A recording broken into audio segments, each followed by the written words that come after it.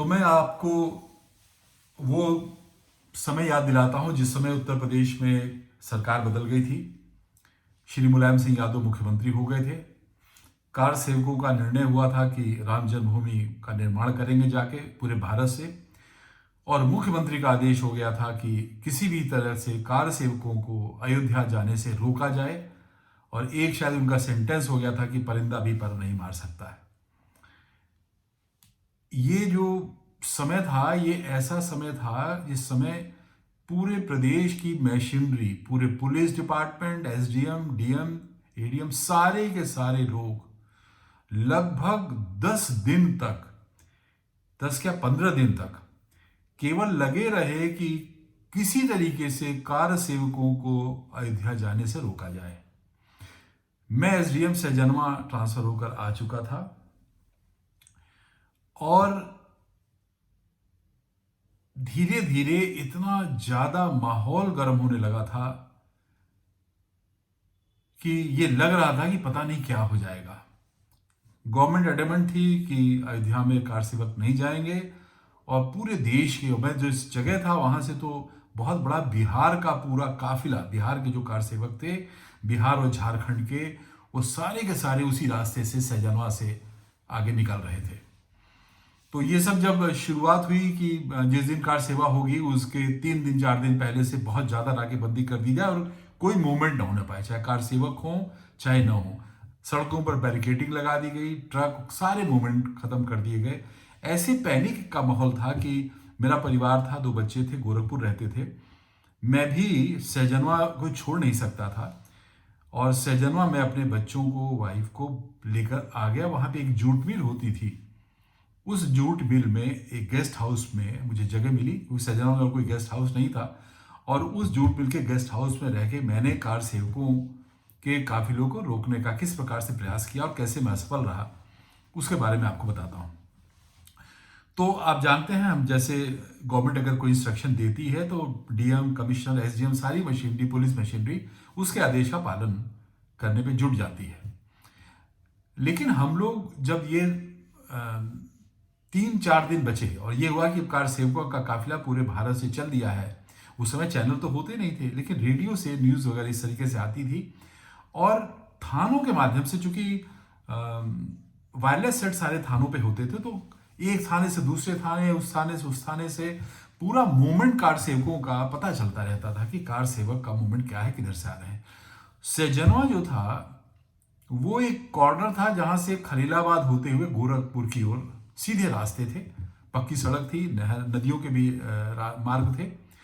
और मैं सैजनवा में दिन रात 24 घंटे हम लोग गश्त करते थे कि कार सेवकों को रोका जाए। जिस दिन ये घटना घटित हुई है उसके एक रात की पहले की घटना मैं आपको बताता हूं, क्योंकि वो सबसे बड़ा पैनिक का समय था।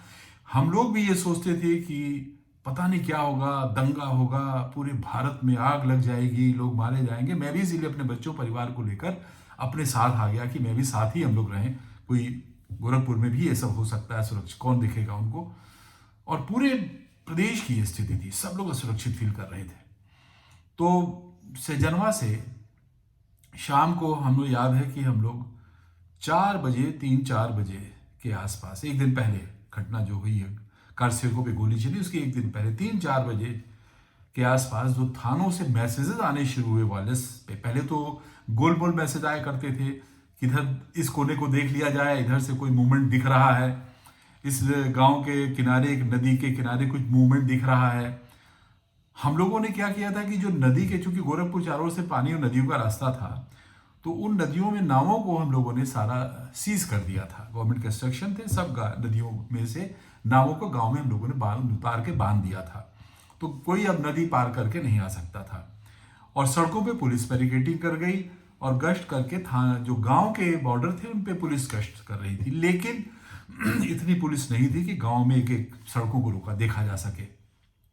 तो पहले तो मैसेज आते थे कि इधर देख लिया जाए, इस गांव के आसपास कुछ मूवमेंट दिख रहा है, देख लिया जाए। लेकिन 3 बजे, 2-3 बजे के बाद से, दिन से जो मैसेज आने शुरू हुए, डायरेक्ट मैसेज हुए, जो कभी भी वायरलेस सेट, पुलिस के वायरलेस सेट पे, थानों के वायरलेस सेट पे कभी नहीं आते थे। उस स्थिति में केवल आते थे जब कोई बहुत बड़ा कांड हो जाता था, बहुत बड़ा कोई राइट हो जाता था, बहुत बड़ा एक्सीडेंट हो जाता था, या कोई वीआईपी मूवमेंट होता था, उस समय खुल के सही बातें खुल के बोली जाती थी। वो 3 बजे से शुरुआत हुई। मुझे याद है कि चौरी चौरा या कौड़ी राम उधर के थानों से, बिहार बॉर्डर से सूचना मिली। किसी एसओ ने कहा, मैं भी डीसीआर, चूंकि हम लोग 2 चैनल रखते थे, एक तो लोकल अपना रखते थे, एक डिस्ट्रिक्ट कंट्रोल रूम्स का भी चैनल हम लोग ओपन रखते थे, कि जो इन लोगों की बात हो रही है दूसरी जगह से, वो भी हम लोग को मालूम चलती रहे। ये मालूम चला कि बिहार से बहुत बड़ी संख्या में, सड़कों से न होके गांवों से हजारों की संख्या में, 50,000 60,000 ऐसे संख्या में लोग, जिसमें 20,000 के आसपास ट्राइबल हैं, जिनके हाथ में तीर कमान है, जहरीले तीर कमान है, वो लेकर इधर सहजनवा की ओर बढ़ रहे हैं, अयोध्या की ओर बढ़ रहे हैं। रास्ता यही था। और पुलिस वालों से जब हम लोगों ने बात करी, कुछ पुलिस वाले उधर ही झारखंड के बॉर्डर में पोस्ट थे, उन्होंने कहा, साहब ये बहुत खतरनाक इनके तीर होते हैं, तीर में जहर होता है, जिसको लग जाएगा वो बच नहीं पाएगा। अब 20,000 के आसपास वो फिर मैसेज आना शुरू हुआ, साहब कि इस रास्ते पे हम लोगों ने यहाँ पे पकड़ा है 10-12 हजार कार सेवकों को, जिसमें रामविलास पासवान उस समय शायद मंत्री थे, उनकी पत्नी की बहन, या उनकी, हम मेरे ख्याल से उनकी पत्नी की बहन, या ऐसे ही वो भी हैं। और वो 8,000 9,000 महिलाओं को, औरतों को, बच्चों को, महिलाओं को लेकर, बच्चे क्या, महिलाएं, यंग लोग उसमें थे, और महिलाओं को लेकर वो आ रही हैं, और उनको हम लोग रोकने की कोशिश कर रहे हैं। उस समय कार सेवकों में जो जुनून था, वो रुकने का वो नहीं था, और हम लोग की स्थिति ये नहीं थी कि हम लोग हजारों लाखों को कैसे रोक सके। रात में 5-6 बजे तक फिर सूचना मिलनी शुरू हुई। सिपाहियों ने कहा, साहब ये तो नदियों से नावें चलनी शुरू हो गई। हम लोग नावें तो हम लोगों ने सीज कर दी थी, गांव में पकड़ो। अब जो सिपाहियों ने गांव में नावों को पकड़ के लगाया था, उनको भी याद नहीं था कि किस किस घर में हमने नावें रख दी हैं, और वो ढूंढे, 2-4 नावें मिले, नावी गायब, पता भी न चले। मालूम चला साहब गांव नावों से जो है, दूसरे दूसरे रास्तों से, जो जहां कभी नाव नहीं चलती, वहां नाव ले जाके लोगों ने वहां से आना शुरू किया। और सड़क पे तो पुलिस बैरिकेटिंग थी, कोई निकल नहीं पा रहे थे। लेकिन जब हम लोग मूवमेंट गांव की ओर कर रहे थे, तो काफिला 8-8 10-10 हजार, 15-15 हजार दूर तक दिखते थे, लोग चले आ रहे हैं।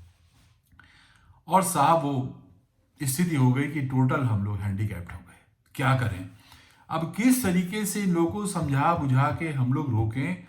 तो हम लोगों ने ये किया कि लोगों के लिए स्कूल, धर्मशालाएं जितने थे, उनको वहां पे कहा, भाई आप लोग कार सेवक हो, आपके लिए रुको, यहाँ भोजन करके जाओ। इस तरीके से उनको रोक रोक कर, ताकि ये डिले हो जाए, ये पहुंचे ना, ये हम लोगों ने कोशिश करी।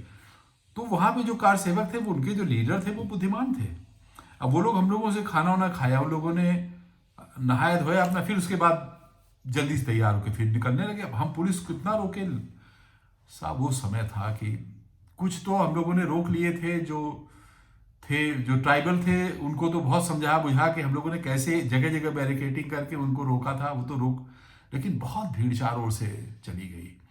अब ये रात भर ये चक्र चलता रहा, हम लोग घूमते रहे, लेकिन हम लोग समझा बुझा के लोगों को के अलावा हमारे पास कोई चारा नहीं था, क्योंकि उस समय जय श्री राम एक ऐसा शोर था, चारों ओर से जय श्री राम की आवाज आती थी गांव से। और जब ये लोग जुलूस निकलते थे कार सेवक, तो गांव वाले उनके साथ जय श्री राम करते थे, और गांव वालों ने उस समय खुल कर सहयोग किया, चाहे किसी पार्टी का हो, चाहे सपा का हो, चाहे किसी भी पार्टी का हो, कांग्रेस का हो, किसी ने भी, कोई ऐसा गांव नहीं था जिसमें कार सेवकों को उन्होंने सपोर्ट न किया। गांव गांव में खाने बन के इन कार सेवकों को देना शुरू किया, और ये लोग बढ़ते गए।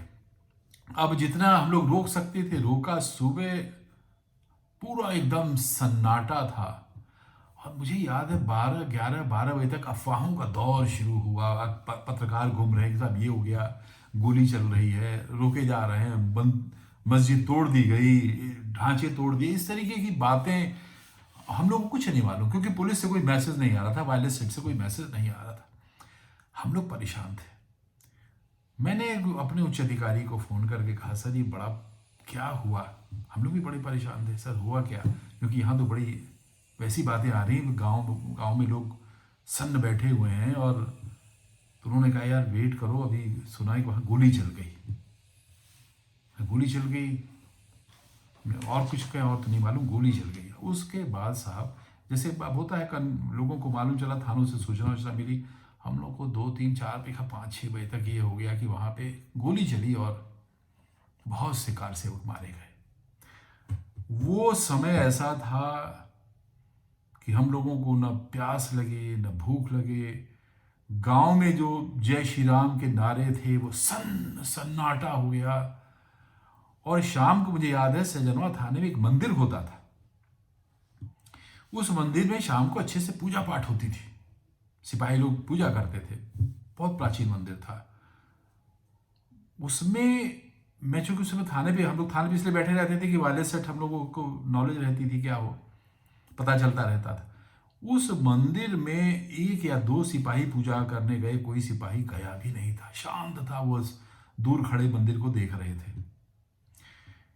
किसके मन में क्या भाव था? मेरे मन में जो भाव आया, मुझे लगा कि बहुत बड़ा कोई अनर्थ हो गया और ऐसा अपराध हुआ जिस अपराध में मुझे लगे कि हम लोग भी भागीदार हैं। हम लोगों ने क्यों भाई उनको जाने दिया? कार से न गए होते तो न मरते। फिर मैं ही नहीं, चारों ओर से गए थे। फिर दूसरा ये लगे कि ये कितने मरे, क्या हुआ? रात भर सन्नाटा पूरा। मैं सहजनवा का मैं रात में मूवमेंट कर रहा था, जहाँ पे एक रात पहले जय श्री राम के चारों से नारे थे, वहाँ पूरा बस सन्नाटा, एक मातम सा छाया हुआ था। क्योंकि गांव वालों को सबको मालूम चल गया था कि न गोली चली है, बहुत लोग कार सेवक मारे गए हैं। वो रात मैं आज तक नहीं भूला हूँ। और जो भाई उस समय रहे होंगे मेरे साथी, इन्होंने देखा होगा, वो भूले भी नहीं होंगे, न भूल सकते हैं। ये मैं बात आपको आज इसलिए भी बताना देना चाहता हूँ कि बहुत शीघ्र ही हमारे प्रभु श्री राम की जन्मस्थली में भव्य मंदिर का लोकार्पण होने जा रहा है। और मैं इसको कोई बहुत बड़ा कोई धार्मिक उन्माद या धार्मिक उपलब्धि नहीं मानता। मैं इसको मानता हूँ कि देश के शासकों ने, देश के लोगों ने देश में शांति व्यवस्था के लिए एक बहुत बड़ा निर्णय लिया है। जो निर्णय आज से 35-40 साल पहले मैंने देखा था कि राजीव गांधी प्रधानमंत्री थे या नरसिम्हा राव हुए या मुख्यमंत्री थे, ये लोग कोशिश कर रहे थे, मैं भी जिसमें कोई पार्टिसिपेंट था, वो कोशिशें कोई सफल नहीं हो पाई। और उनका उद्देश्य शांति खोजना था। और आज भी मंदिर निर्माण होने से पूरे देश में शांति, हिंदू मुस्लिमों में कोई अब तनाव नहीं रहेगा, मेरा ऐसा विश्वास है। और आज के दिन मैं यहीं पर अपनी बात विराम करता हूँ।